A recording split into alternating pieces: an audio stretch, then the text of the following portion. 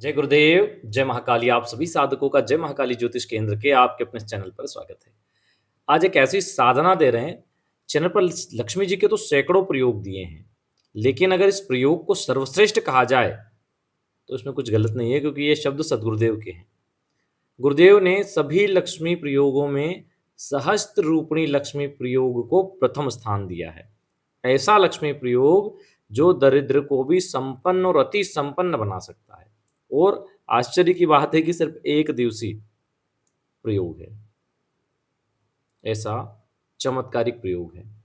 इसको किसी भी शनिवार कर सकते हैं, मकर संक्रांति पे या पौष पूर्णिमा पे करें। पौष मास में जो पूर्णिमा आती है उस पे, मकर संक्रांति और पौष पूर्णिमा पे बहुत ज़्यादा रिजल्ट है।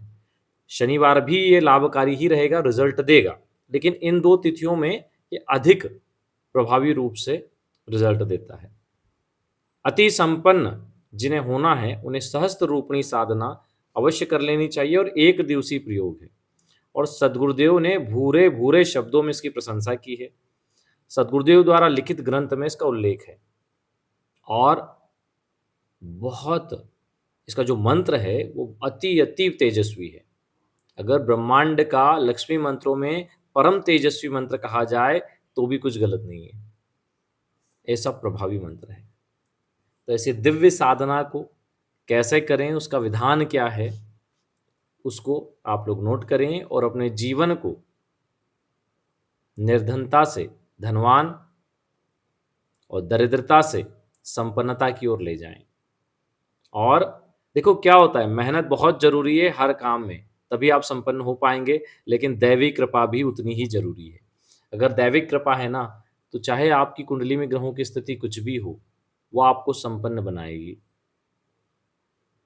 और समझदार व्यक्ति तो ग्रहों को भी अपने कंट्रोल में कर लेते हैं, उपाय आदि के माध्यम से उनको उनके दुष्प्रभावों को सीमित कर देते हैं और शुभ प्रभाव में वृद्धि करते हैं दोष निवारण उपाय आदि के माध्यम से।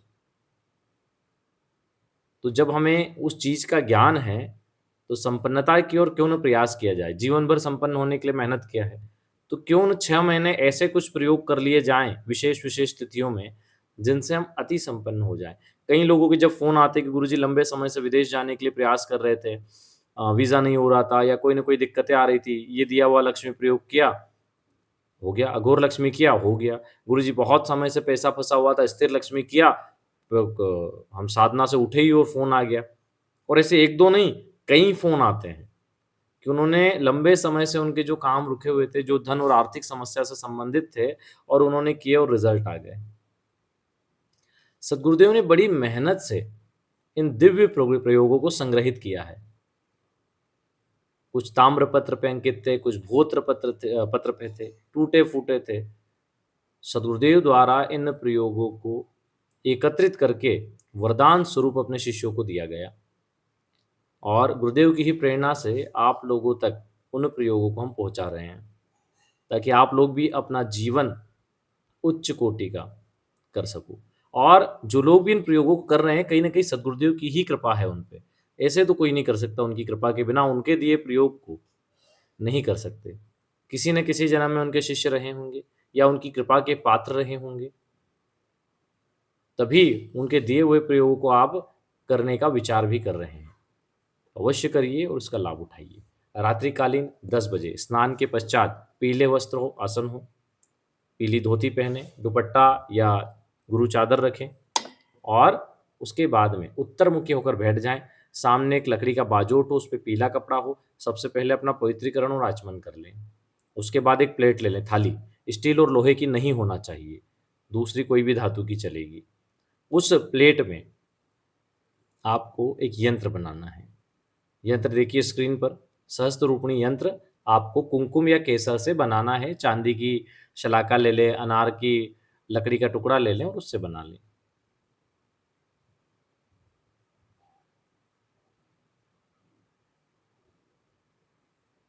ठीक है। इस यंत्र को बनाने के बाद में इसके आसपास एक मुखी 8 रुद्राक्ष, 8 रुद्राक्ष एक मुखी इसके आसपास रख दें। ठीक है। हाँ, थोड़े महंगे जरूर आएंगे, लेकिन साधना में प्रयोग में ये चीज़ अनिवार्य है।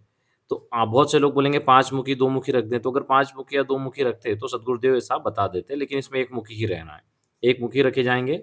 जो आपने यंत्र बनाया उसके आसपास 8 रुद्राक्ष रखें एक मुखी, और उस अंकित यंत्र के ऊपर ताम्रपत्र पर अंकित सहस्त्र रूपणी सिद्ध लक्ष्मी यंत्र को स्थापित कर दें। और फिर उस प्लेट के सामने की ओर 8 दीपक लगाएं शुद्ध घी के, लंबी बत्ती वाले। और जो बत्ती का मुंह है, दीपक का जो मुख है, वो साधक की तरफ होना चाहिए, यंत्र की तरफ नहीं। ठीक है। और उसके अंदर कल्प वृक्ष वृद का एक एक टुकड़ा सभी में डाल दें, 8 दीपक में। ठीक है। ताकि जो ज्योति प्रज्वलित होगी उसमें कल्प वृक्ष का प्रभाव भी आ जाएगा। अब हाथ में जल लीजिए और विनियोग कर लीजिए। विनियोग का मंत्र आपको दिया हुआ है। विनियोग करके जल सामने छोड़ दीजिए। फिर ताम्रपत्र पर अंकित जो यंत्र है उसको अपने बाएं हाथ यानी लेफ्ट हैंड में रख लीजिए।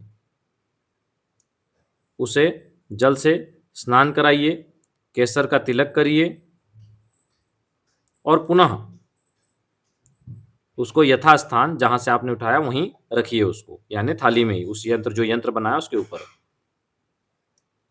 इस प्रकार 8 रुद्राक्ष को भी एक एक उठाकर उसको वापस रखिए और तिलक करिए।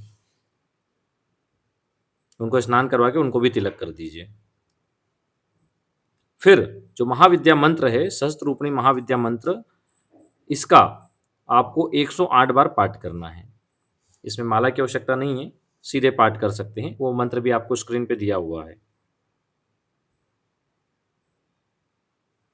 तो इस प्रकार यह दिव्य साधना एक ही रात्रि में संपन्न हो जाएगी। अंत में जैसे आपका पूरा हो जाए तो क्षमा प्रार्थना कर लें, हे भगवती, हमने जो आपका मंत्र जप किया है उसमें कोई भूल चूक हुई हो तो क्षमा करें और परम कृपा हम पर बनाएं।